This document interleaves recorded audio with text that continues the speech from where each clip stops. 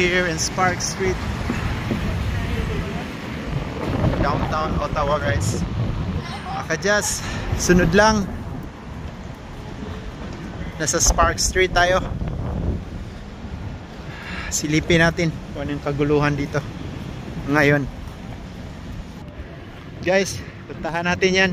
Yung parang may castle.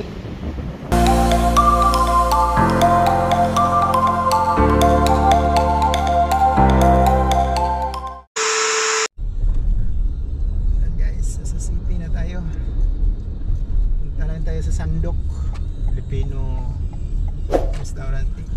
Yan, so nahanap kotse na to. Karating kami sa Ottawa, naghanap ng pagkain. May Sandok. Yan.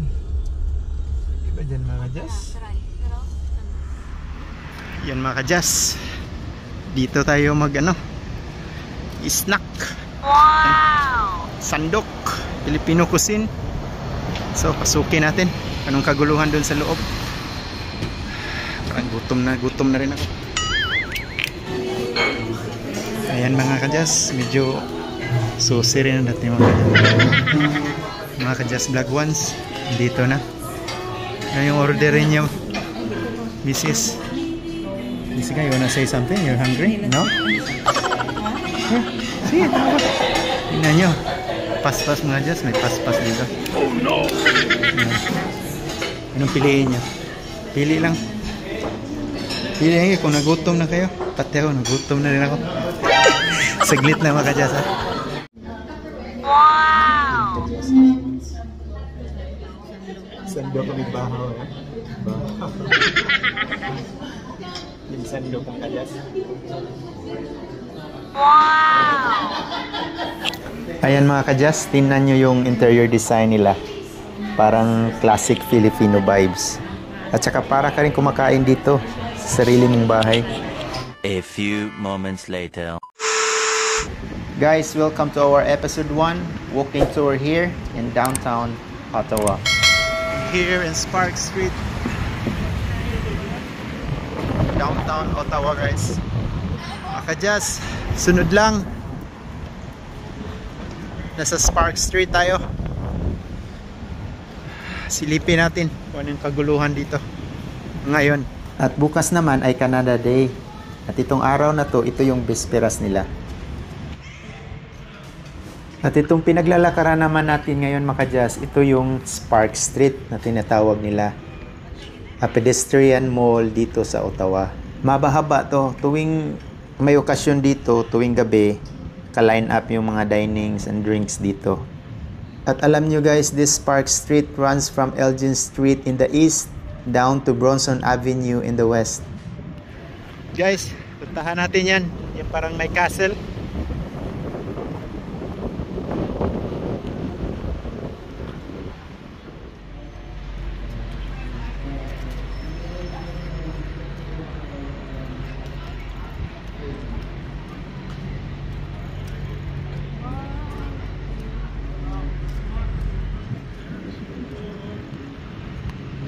Wow, nakita nyo yan mga Kadyas? Ang ganda oh. Castle. Ang laki ano. Ayan. Picture muna kayo dyan. Ayan. Okay. Ganda ng mga architectural design nila dito mga Kadyas. Iba talaga. Ayan oh. Kikita natin na yung castle dyan. Sa may eskinita. Wow guys. Ayan. Diyan lang tayo. Ayan o. Wow. Laki.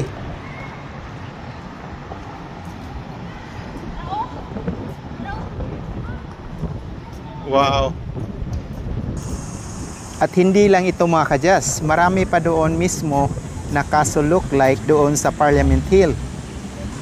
Kaya tutok lang kayo dyan para may pasyal ko kayo doon. Oo. Kuya ka na.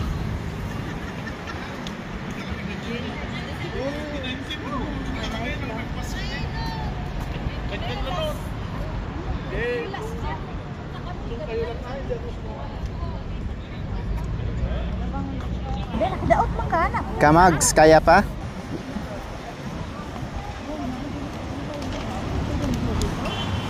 Guys, we're heading to Parliament Hill. Just follow me.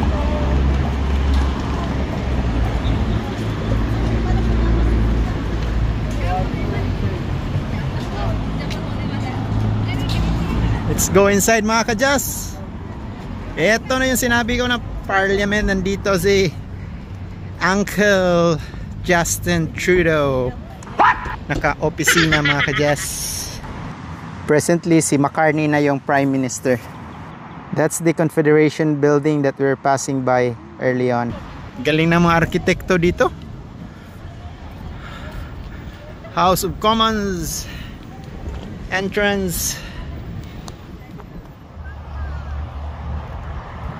Wow! Galing na mga friends. Mga kadyas, ano? Galing. Picture nila. To the highest level. Grabe paggagawa mga kadyas. Wow. So that's why this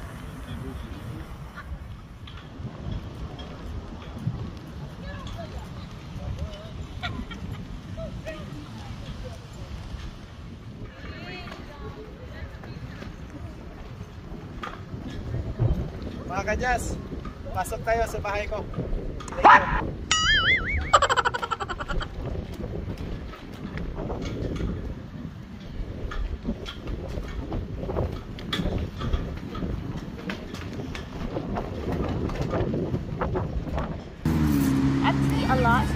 This sidewalk, guys, beside the Parliament Hill, is overlooking to the Ottawa River.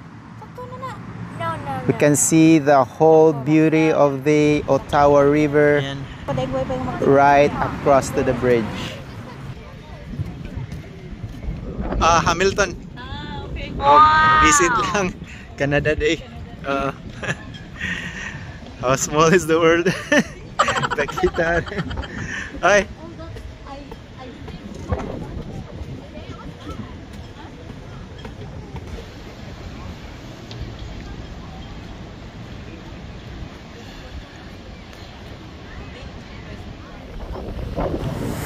Tingnan nyo ang ganda mga kadyas, overlooking dito. Pwedeng pang Instagrammable, ano? Wow! Beautiful.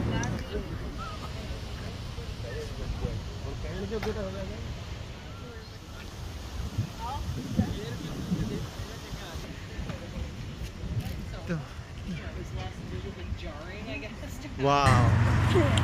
We are looking at the back of the Parliament Hill mga kadyas. It's still under construction at this time. Parliament, guys, under renovation. Ayan yung building mga kadyas, mukhang crown design. Yung hugis niya parang corona. Ayan. At mahaba itong lalakarin natin mga kadyas. Ito yung pathway dito sa likod ng Parliament Hill hanggang doon to sa gilid at hanggang palabas doon sa front mismo sa gusaling ito. Yan ang Ottawa River at very overlooking mga kadyas at nagsilbi rin ng boundary ng Ottawa at Quebec. Pagtatawid ka dyan, yan na ang Quebec province. Ito yung gilid. Sa haba ng nilakaran natin, dito tayo lumalabas. Day 2. Eto na mga kadyas, pagkatapos ng walk tour natin kahapon, mag-drive tour naman tayo dito sa downtown ng Ottawa. Passing the Rideau River, going to Bayward Street. At saka punta tayo ng Notre Dame Cathedral, tapos Museum Gallery. Ang ganda dito mga kadyas, pag tuwing summer, maglibot-libot ka. Lalo na ngayon, sinabayan ng magandang panahon.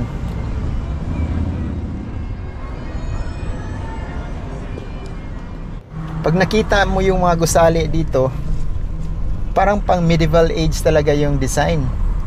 Kaya ito yung nakakamangha at nakakaganda nitong syudad na to. Kaya the best time talaga kung plano nyong mag-tour dito, during Canada Day talaga, maraming activities. Hanggang dito lang muna tayo mga ka-jazz. Please don't forget to like and share and watch for the episode 2. Bye!